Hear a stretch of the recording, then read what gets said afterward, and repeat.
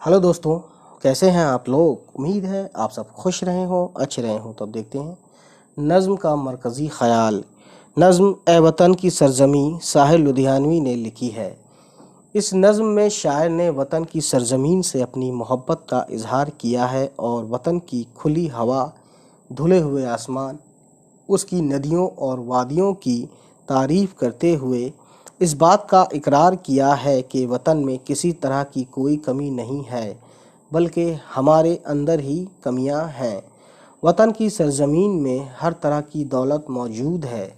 शायर ने नज़्म में इस बात का अज़्म अज़्म बोलते हैं इरादा किया है, या एक तरह से दृढ़ निश्चय किया है ना, पक्का इरादा किया है कि दुनिया में ज़ाहिर और छुपे हुए हर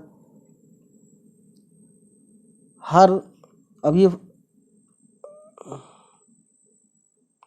ये डिलीट मारो। और ये फ़न लिखा है तो फे जोड़ के इसमें लगा दो, फे और नून, फ़न हो गया। नीचे लिख देता हूँ फ़न कैसे लिखते हैं, फे और नून, ठीक है। ये हो गया फ़न।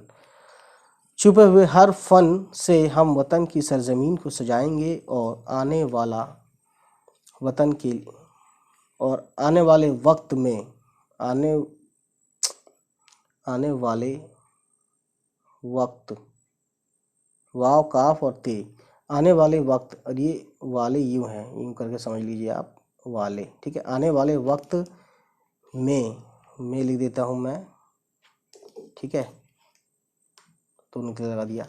आने वाले वक्त में वतन के लिए बरकतें लेके आएगा, या आने वाला वक्त, तो ये वाला सही लिखा है, ठीक है।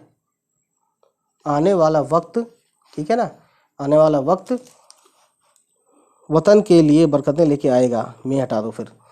तो गाइस, आज की नज़्म का मरकज़ी ख़याल और इस वीडियो का टॉपिक आज यहीं समाप्त होता है, ख़त्म होता है, ठीक है। तो नेक्स्ट टाइम हम मश्की सवाल और जवाब यानी क्वेश्चन आंसर्स कराएंगे। तब तक आप खुश रहें, आबाद रहें, हमारी वीडियोस को देखते रहें। चलिए फिर, बाय बाय, टेक केयर।